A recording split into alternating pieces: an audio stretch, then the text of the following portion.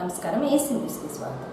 దేశానికి energy storage క్యాపిటల్గా ఏపీని మార్చి సౌర పవన విద్యుత్ను ప్రోత్సహిస్తూ 3వ విడత విద్యుత్ సంస్కరణలను అమలు చేస్తున్నారని, ప్రజలకు నిరంతరం విద్యుత్ను అందించడమే ప్రభుత్వ లక్ష్యమని విద్యుత్ శాఖ మంత్రి గొట్టిపాటి రవికుమార్ అన్నారు. గుజరాత్లోని రెన్యూవబుల్ ఎనర్జీ ఇన్వెస్టర్స్ మీట్ 2024 కార్యక్రమంలో ముఖ్యమంత్రి చంద్రబాబు నాయుడుతో పాటు మంత్రి గొట్టిపాటి రవికుమార్ హాజరై మాట్లాడారు. ఏపీలో పునరుత్పాదక విద్యుత్ ఆధారంగా ఆంధ్రప్రదేశ్లో విద్యుత్ కోతలు లేకుండా నిరంతరంగా విద్యుత్ను అందించడమే లక్ష్యంగా తాము పనిచేస్తున్నట్లు మంత్రి చెప్పారు. ముఖ్యమంత్రి చంద్రబాబు నాయుడు నాయకత్వంలో తాము కీలక లక్ష్యాలను నిర్దేశించుకున్నట్లు తెలిపారు. సౌర పవన విద్యుత్ ప్రాజెక్టులను ఆంధ్రప్రదేశ్లో ప్రోత్సహిస్తున్నారని, రాష్ట్రంలో ప్రస్తుతం 3.0 సంస్కరణను అమలు చేస్తున్నారని మంత్రి రవికుమార్ పేర్కొన్నారు. ముఖ్యమంత్రి నారా చంద్రబాబు నాయుడు గారికి, ఇక్కడికి విచ్చేసిన ఇన్వెస్టర్స్ కి, బ్యాంకర్స్ కి అందరికి కూడా ముందుగా పేరు పేరున ఉదయపూర్వక నమస్కారాలు. With great honour and enthusiasm that I welcome you all to RE Invest 2024 here in the vibrant state of Gujarat. Andhra Pradesh has a long history of innovation in the power sector under the visionary leadership of our Honorable Chief Minister Shri Nara Chandrababu Naidu Garu. Our journey begins with Reforms 1.0 initiated between 1995 and 1998, which marked the first step towards the liberalization and privatization of the power sector. Then came Reforms 2.0 from 2014 to 2019, focusing on improving operational efficiency, reducing transmission and distribution losses, and increasing access to power. These reforms accelerated economic growth and helped make Andhra Pradesh one of the most progressive states in the country in terms of energy management. To meet this growing demand, Andhra Pradesh has expanded its total capacity to over 27 gigawatts, of which 9 gigawatts is renewable energy, making a substantial contribution to India's overall power needs. Andhra Pradesh has the second longest coastline in India and abundant natural resources, making it an ideal destination for development of renewable energy projects such as solar, wind, pumped storage projects, and green hydrogen and its derivative plants.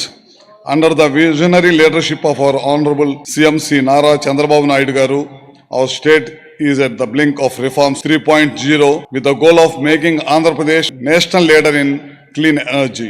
Key reforms: round-the-clock renewable energy. Andhra Pradesh plans to replace existing thermal plants with round-the-clock renewable energy solutions by integrating solar, wind, and energy storage technologies. Storage solutions. Andhra Pradesh will focus on energy storage solutions, aiming to become the storage capital of India. Large-scale battery storage systems, pumped hydro storage, and other advanced storage technologies will be developed to ensure the availability of clean power. Advanced technologies. By integrating such as AI, machine learning, and big data into our energy infrastructure, to optimize power generation, distribution, and consumption, these technologies will help us predict demand, improve grid stability, and enhance the overall efficiency of the power sector. Distribution generation.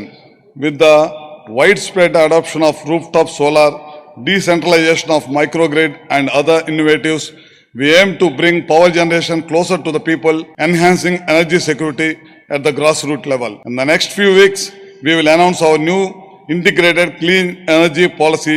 This policy will help encourage innovation, attract investments, and provide the regulatory framework needed to drive RE projects across the state.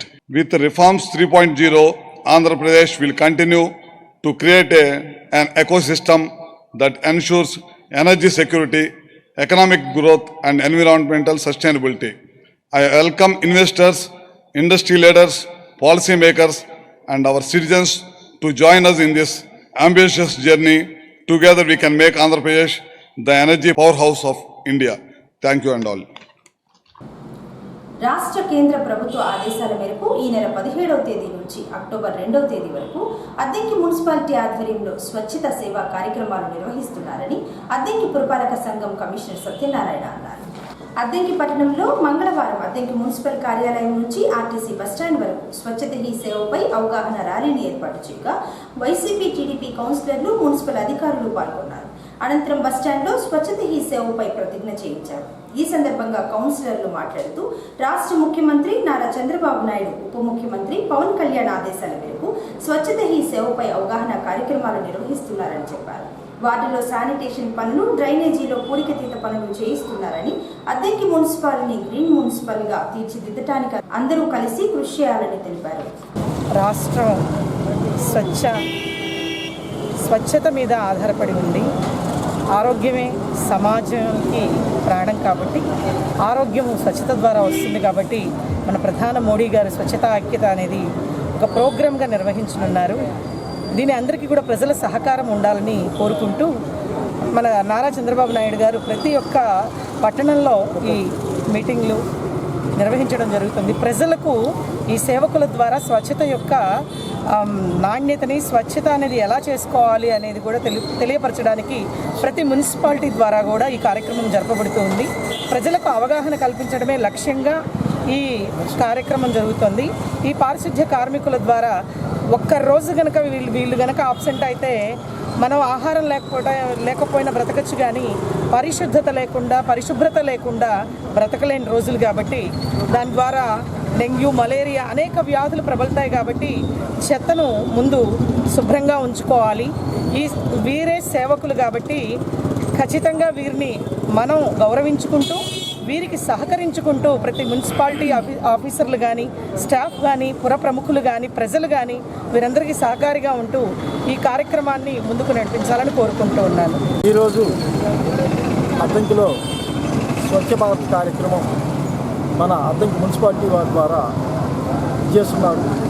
అలాగే గౌరవ ప్రధానమంత్రి గారు పెట్టిన ఈ స్వచ్ఛ భారత్ అనేది ఈరోజు ఆంధ్రప్రదేశ్ అద్దంకి గ్రామంలో మున్సిపాలిటీల ద్వారా స్వచ్ఛ భారత్ అనేది ఇవాళ బాగా జ్వరాలు, డెంగ్యూలు ఇవన్నీ వస్తున్నాయి. కానీ అయినప్పటికీ కూడా వీళ్ళు ఎప్పటికప్పుడు బ్లీచ్ చేస్తున్నారు, చక్కగానే ఉంది. ఈరోజు ఈ కార్యక్రమం పెట్టడం కారణం ఏంటంటే ప్రతి వారు తెలుసుకోవాల్సింది ఏంటంటే మన వీధుల్లో మనమే శుభ్రపరచుకొని జాగ్రత్తగా ఉంచుకోవాలి. అలాగే గౌరవ ప్రధానమంత్రి గారు ఈ కార్యక్రమానికి ఫలానా మీరు పొడి చెత్త అని పెట్టారు, దానికి డివైడ్ చేసి పెడుతున్నారు. అలాగే వీళ్ళు మున్సిపాలిటీ వాళ్ళు వచ్చి అది తీసుకెళ్తున్నారు. వీళ్ళ ఈ ఊళ్ళో చిమ్మటం కానీ ఇది చేయటం కానీ చాలా చక్కగా ఉన్నది. అందువల్ల ఈరోజు స్వచ్ఛ భారత్ ప్రధానమంత్రి గారు, గౌరవ ముఖ్యమంత్రి వారు శ్రీ నారా చంద్రబాబు నాయుడు గారు, అలాగే మా అద్దంకి విద్యుత్ శాఖ మంత్రులు శ్రీ గొట్టిపాటి రవికుమార్ గారు సారథ్యంలో ఈ కార్యక్రమం జరుగుతుంది.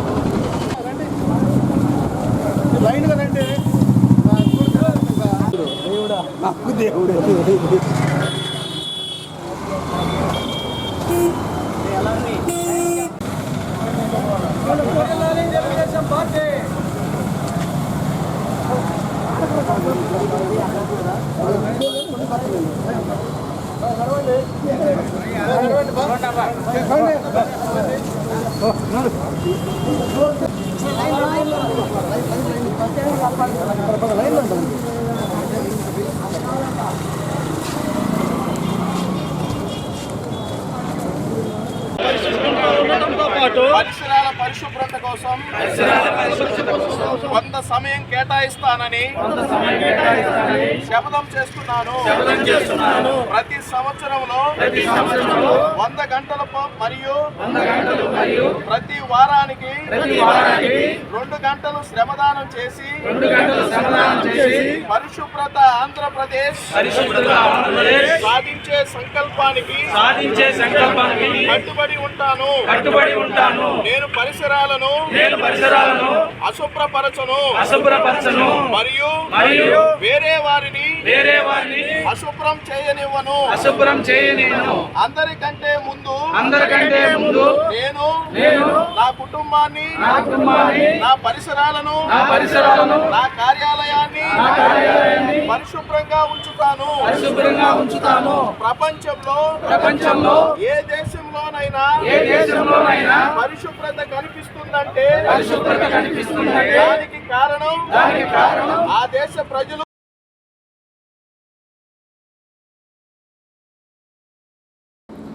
రాష్ట్ర ప్రభుత్వం ఆదేశాల మేరకు ప్రభుత్వ పాఠశాలల్లో విద్యార్థుల సంఖ్యను పెంచి ఉపాధ్యాయుల పోస్టులు భర్తీ అయ్యే విధంగా చూడాలని, లేని పక్షంలో రైషలైజేషన్లో ఉన్న పోస్టులన్నీ సింగిల్గా ఉంటాయని ఉప విద్యాశాఖ అధికారి అబ్బరాజు శ్రీనివాసరావు అన్నారు. అద్దంకి ప్రభుత్వ బాలికల ఉన్నత పాఠశాలలో మంగళవారం స్కూల్ కాంప్లెక్స్ సమావేశాన్ని ఏర్పాటు చేయగా డిప్యూటీ డీఈఓ శ్రీనివాసరావు హాజరై మాట్లాడారు. రాష్ట్ర వ్యాప్తంగా రైషలైజేషన్ కింద పోయిన పోస్టులు తిరిగి మరలా తెచ్చుకోవాలంటే ప్రభుత్వ పాఠశాలలో విద్యార్థుల సంఖ్య పెంచాలన్నారు. విద్యార్థులను తీర్చిదిద్దవలసిన బాధ్యత ఉపాధ్యాయులపై ఉందని, విద్యార్థులను ఇంజనీర్, డాక్టర్లు కాకుండా సైంటిస్టులు అయ్యే విధంగా అవగాహన కల్పించాలన్నారు. సైంటిస్ట్ అయ్యేందుకు కేంద్ర ప్రభుత్వం మెరిట్ స్కాలర్షిప్ అందిస్తుందని శ్రీనివాసరావు చెప్పారు. సైంటిస్ట్ కావాలంటే ఏం చేయాలో విద్యార్థులకు పూర్తి స్థాయిలో అవగాహన కల్పించాలన్నారు. ప్రతి స్కూల్లో మిగిలిన సబ్జెక్ట్స్కి సైన్స్ సబ్జెక్ట్కి డిఫరెన్స్ ఉంది. సైన్స్ సబ్జెక్ట్స్లో ఇద్దరిద్దరు ఉంటారు, మీకు సపోర్టింగ్ వాళ్ళు ఉన్నారు, ఫిజిక్స్ వాళ్ళు కూడా. మామూలు మిగిలిన సబ్జెక్ట్స్ ఏంటంటే మొత్తం 100%కి సింగిల్ టీచర్లే ఉంటారు. మీకు ఏంటంటే సపోర్టింగ్ స్టాఫ్ ఫిజిక్స్ వాళ్ళు ఉన్నారు. అలానే ఇన్స్పైర్ వాటికి కూడా మీరు ఆల్రెడీ సైంటిఫిక్ యాటిట్యూడ్ పిల్లల్లో డెవలప్ చేయడం కోసం ఇన్స్పైర్ ఎగ్జిబిషన్లో కూడా తీసుకెళ్తున్నారు.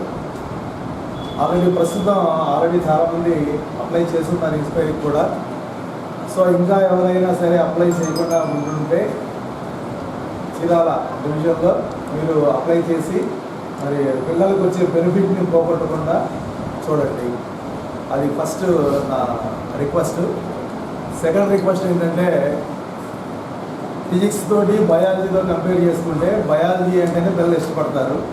కానీ ఫిజిక్స్ని కొంచెం హార్డ్గా ఫీల్ అవుతారు కాబట్టి మీ మీదనే వాళ్ళకి లవ్ అండ్ అఫెక్షన్ ఉంటుంది.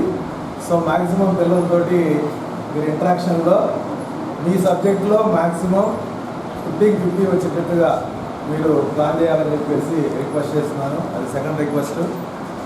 అలానే ఈరోజు స్టేట్ వైడ్గా స్కూల్స్లో స్ట్రెంగ్త్ డౌన్ అయింది. దానివల్ల ఏంటంటే రేషనలైజేషన్లో పోస్టులు కూడా 2 పోస్టులు ఉండాల్సిన కూడా ఒకటే ఉన్నాయి. అలాగే ఎగ్జాంపుల్ నేను ఆల్రెడీ అమ్మడిపూడి హెడ్ మాస్టర్ చేస్తున్నాను. అక్కడ బయాలజీ 2 ఉన్నాయి. తర్వాత మెర్జీ చేసిన మేము సోషల్ కూడా తెచ్చుకున్నాం 2వ పోస్టు. కానీ స్ట్రెంత్ డౌన్ అవ్వడం వల్ల ఏంటంటే అన్ని సింగిల్ పోస్టులు అవుతున్నాయి. సో నేను డిప్యూటీగా కాదు, ఒక టీచర్గా, హెడ్ మాస్టర్గా నా పర్సనల్ రిక్వెస్ట్ ఏంటంటే మీ అందరికీ మన స్కూల్లోంచి ఏ పోస్టులు అయితే బయటికి వెళ్ళిపోయినాయో రేషనలైజేషన్లో అవి వెనక్కి రావాలి. అవి వెనక్కి వస్తే మనం బాగా పనిచేసినట్లయితే. సో ఆ పోస్టులు వెనక్కి తీసుకొచ్చి మరి మన స్కూల్ స్ట్రెంగ్త్ని బిఫోర్ లాస్ట్ ఇయర్ ఎంత ఉందో ఆ స్టేజ్కి మన స్కూల్ మనం వీళ్ళందరూ కూడా సమిష్టి కృషి తోటి, స్టాఫ్ కోఆపరేషన్ తోటి, హెడ్ మాస్టర్ ఏడు గైడెన్స్లో మీరు దాన్ని తీసుకురావాలని చెప్పేసి కోరుకుంటున్నాను. తర్వాత స్టడీ అవర్స్ ఇవన్నీ కూడా మీరు ఆల్రెడీ స్కూల్లో హెడ్ మాస్టర్ యొక్క డైరెక్షన్లో చేస్తుంటారు.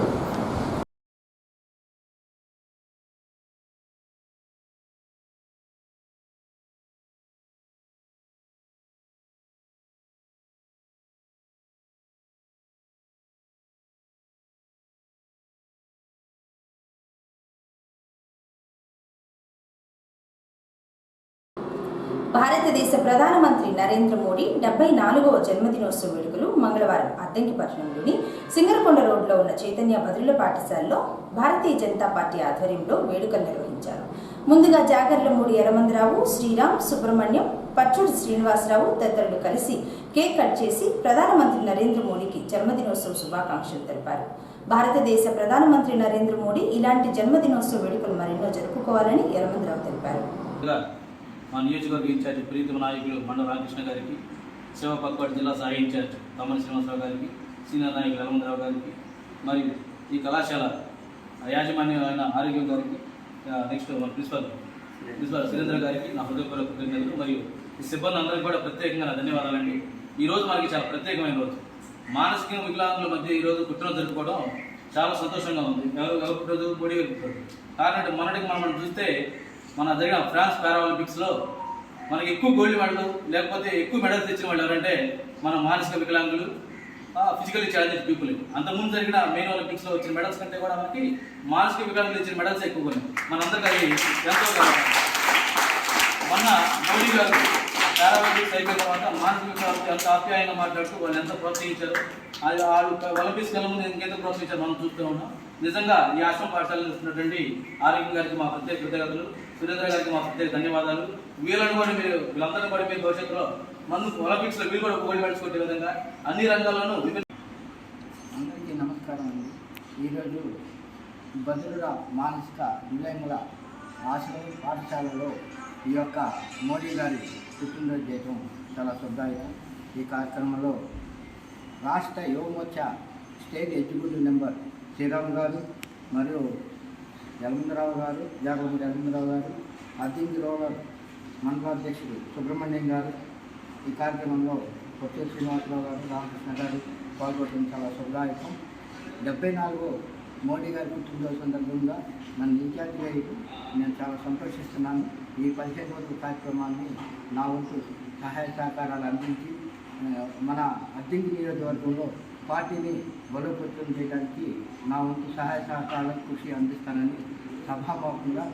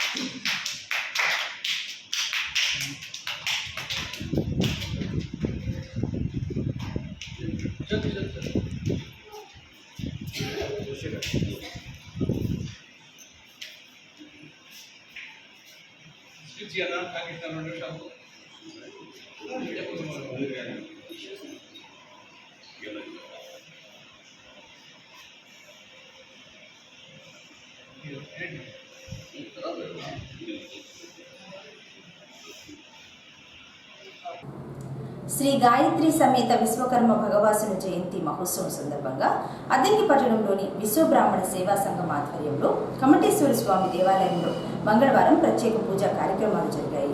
ముందుగా విశ్వకర్మ కలశ పూజ, పతాకావిష్కరణ, విశ్వకర్మ భగవాసుని యజ్ఞ మహోత్సవం జరిగింది.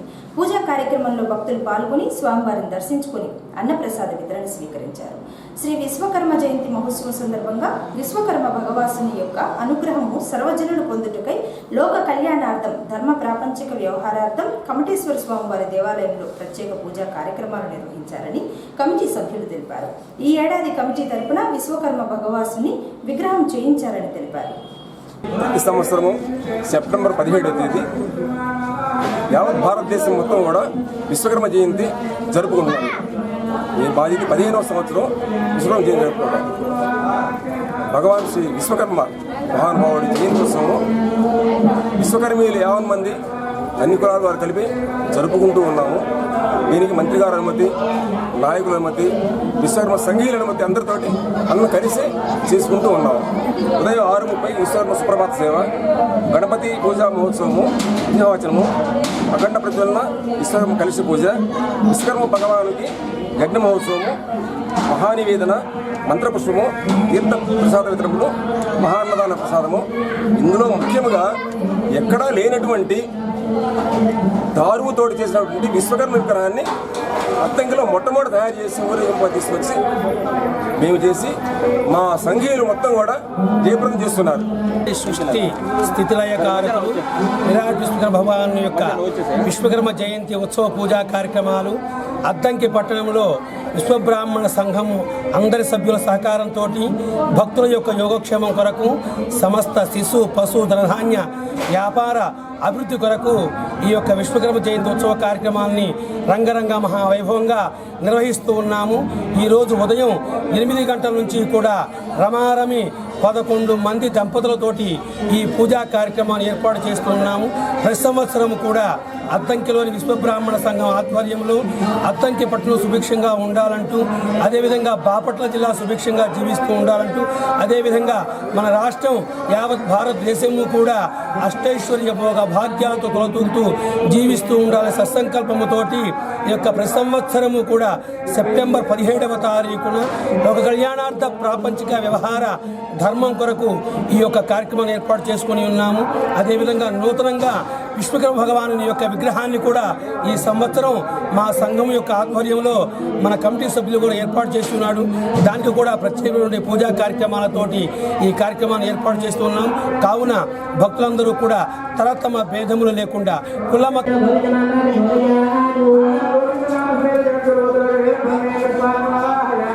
భగవానునికి వీరబ్రహ్మేంద్ర స్వాముల వారికి భగవానునికి కార్యక్రమం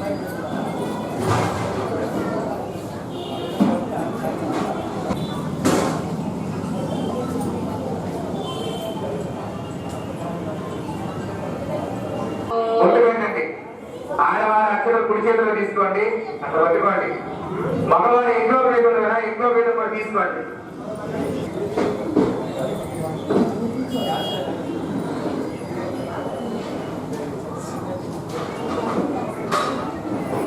అందరూ కూడా నమస్కారం. ఇంట్లో వేద పట్టుకొని నేను చెప్పేటువంటి పలుకుతూ ఉండండి. మగవారు మాత్రమే పలకండి. మమ సౌత స్మార్త నిత్య నైమిత్తిక కామ్య కర్మ అనుష్ఠాన యోగ్యత ఫల సిద్ధ్యర్థం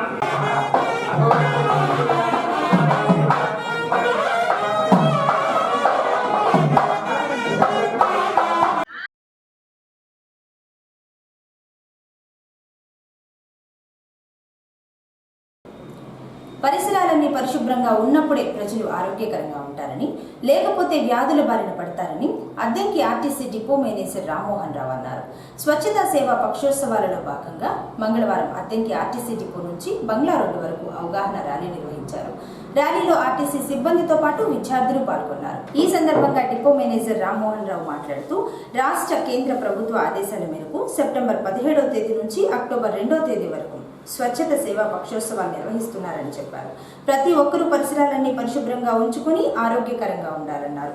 భారతదేశ ప్రధానమంత్రి నరేంద్ర మోడీ ఎంతో ప్రతిష్టాత్మకంగా స్వచ్ఛత సేవా వారోత్సవాలను దేశవ్యాప్తంగా నిర్వహిస్తున్నారని రామ్మోహన్ రావు చెప్పారు. పట్టణంలో ఉన్న ప్రజలకు స్వచ్ఛతపై అవగాహన కల్పించేందుకు విద్యార్థులతో ర్యాలీ నిర్వహించడం జరిగిందన్నారు.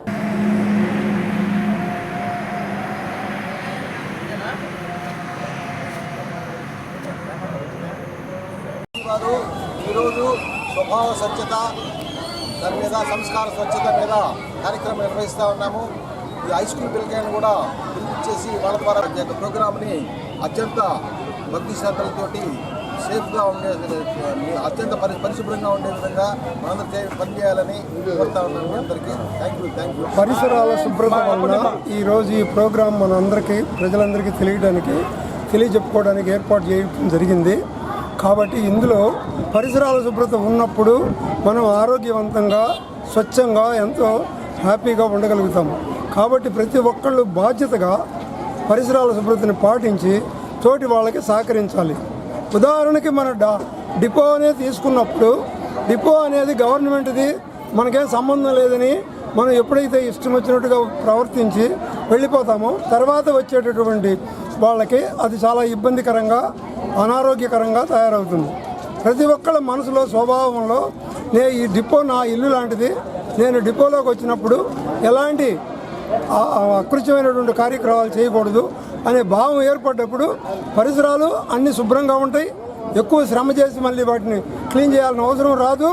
కాబట్టి అందరూ మంచి మనసుతోటి ఈ డిపో యొక్క పరిసరాల శుభ్రతని పాటించడానికి అందరూ సహకరించాలి అని కోరుకుంటున్నాం. రండి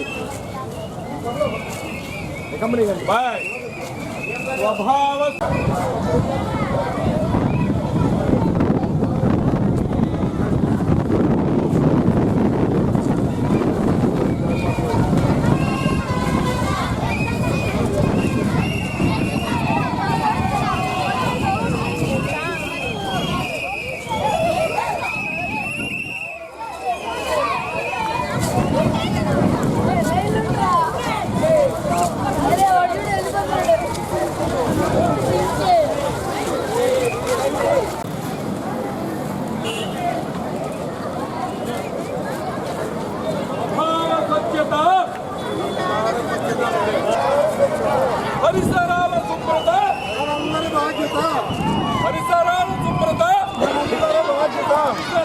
శుభ్రత పరిసరాల శుభ్రత భావ స్వచ్ఛత.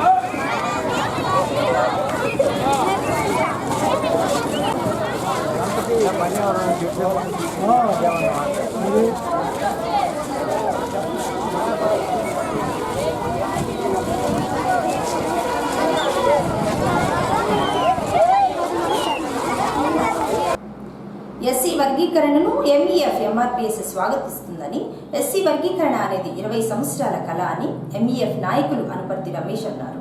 అద్దెంకి పట్టణంలోని స్థానిక అంబేద్కర్ భవనంలో సోమవారం రాత్రి ఎస్సీ వర్గీకరణ సుప్రీంకోర్టు తీర్పును స్వాగతిస్తూ అభినందన సభను ఏర్పాటు చేయగా ఎంఈఎఫ్ ఎంఆర్పీఎస్ నాయకులు హాజరై ప్రసంగించారు. అనంతరం ఉద్యోగస్తులను శాలువా కప్పి సత్కరించారు. నా ఉద్యమాభివృద్ధి తెలియజేస్తున్నాను. స్టేజ్ ఉన్నటువంటి అందరూ కూడా నాకు పరిచయమే. వీళ్ళల్లో మొదటిగా లాదరు, అలాగే చిట్టి, వీళ్ళ గురించి చెప్తాను. ఎందుకంటే మా పుష్పపాలెం నివాసుల వాళ్ళు. మరి ముఖ్యంగా లాదరు వాళ్ళ నాన్న గోచిపత్తుల విజయరావు, ఆయన మాకు అక్షరాభ్యాసం చెప్పాడు. కోట అన్న కూడా అనుకుంటా నెంబర్ 1 ఆయన కుమారుడుగా మరి ఉద్యమాల్లో పాల్గొనడం అనేది చాలా గొప్ప విషయం. చూడటానికి అట్టున్నాడు, డేర్ అండ్ డెవల్. ఎవడన్నా ఎదురు మాట్లాడుతూ ముందు కొడతాడు, కొట్టి మాట్లాడాడంటే మాట్లాడే పని లేదు కాదు, అంత డేరు తమ్ముడు. అలాగే చిట్టి వాళ్ళ నాన్న కూడా వెంకటేశ్వర్లో ఎన్ఎస్పిలో ఎంపీడీ ఆఫీస్లో డ్రైవర్గా పనిచేశారు. ఆ బ్రదర్ కూడా నాకు పరిచయం. తిరుగుతున్నటువంటి ఉద్యమాల్లో నేను కూడా చూడటం జరిగింది. ఇక్కడ జడా కృష్ణపర్ని కూడా ఆయన గురించి ప్రత్యేకంగా చెప్పనవసరం లేదు. జగమిరిగంగా బ్రాహ్మణుడికి గంగమేల అన్నట్టు ఎంఆర్పిఎస్ ఉద్యమము ఉంది అంటే జడా కృష్ణపర్ని ఉంటాడు. ఎంఆర్పిఎస్ అంటే ఎంఆర్పిఎస్ ఉద్యమం పుట్టినప్పుడు మేము పుట్టలేదు. 93 మాది డేట్ ఆఫ్ బర్త్. తర్వాత పెద్దవాళ్ళ ద్వారా లేకపోతే ఇలాంటి మీటింగ్స్ అటెండ్ అవ్వడం వల్ల మరి ఎంఆర్పిఎస్ ఉద్యమం గురించి కొద్దిగా తెలుసుకున్నాం. ఎంఆర్పిఎస్ ఉద్యమంలో అసలు ఆ ఉద్యమం ఎలా స్టార్ట్ అయింది, లేకపోతే ఆ ఉద్యమం ప్రారంభ దినాల్లో ఇప్పుడంటే సోషల్ మీడియా ఉంది, లేకపోతే ఏదైనా చిన్న విషయం మనకి జరిగితే అందరికీ సర్క్యులేట్ అయ్యేటువంటి రోజులకి. కానీ ఆ రోజుల్లో మరి ఎలాంటి సోషల్ మీడియా ఇన్ఫ్లుయెన్స్ ఏం లేని టైంలో ఒక ఉద్యమం నడిపారంటే ఆ ఉద్యమ నాయకులకి, ఆ ఉద్యమంలో పిల్లర్స్గా పునాదులుగా ఉన్నటువంటి స్టేజ్ మీద ఉన్నటువంటి ప్రతి ఒక్కరికి పేరు పేరున నమస్కారాలు నేను తెలియజేసుకుంటా ఉన్నాను. వాస్తవంగా ఒక ఉద్యమం నడవాలంటే ఒక బలమైనటువంటి నాయకత్వం ఉండాలి. ఆ బలమైనటువంటి నాయకత్వం కింద పనిచేసేటువంటి నమ్మకమైనటువంటి కార్యకర్తలు ఉండాలి. మరి మన ఈ అద్దంకి మండలం లేదా అద్దంకి నియోజకవర్గ పరిధిలో పట్టణంలో అటువంటి నమ్మకమైనటువంటి కార్యకర్తలు మరి మనం ఈరోజు సన్మానించుకోవటం నిజంగా అది మన అదృష్టం. వారికి గౌరవించడం కూడా చాలా గొప్ప విషయం. ఎందుకంటే ఆ సమయాల్లో వారికి ఆర్థికంగా ఇబ్బందులు ఉన్నా కానీ తర్వాత కుటుంబాన్ని పక్కన పెట్టి యాక్చువల్గా మాటలు మనం చెప్పుకోవడానికి ప్రసంగాలు ఎన్నేం చేయొచ్చు, కానీ వాళ్ళు క్రియాశీలకంగా క్రియల రూపంలో ఆ కార్యక్రమాలకన్నిటి కూడా అటెండ్ అవ్వటం, ఎక్కడో దూర ప్రాంతాలకి ఒక్కసారి మన కృష్ణన్న పిలుపు అలా ఇస్తే మేము రెడీగా ఉన్నాం ఎక్కడికైనా రావడానికి అని చెప్పి వాళ్ళ యొక్క సొంత పనులు మానుకొని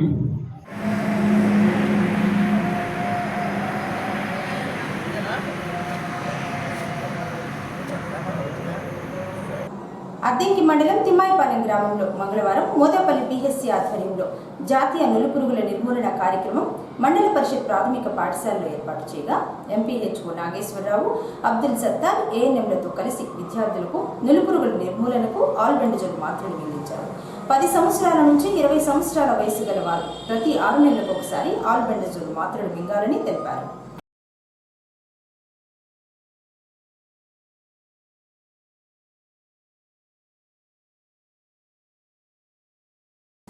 ఏసీ న్యూస్ ఇంతటితో సమాప్తం. నమస్కారం.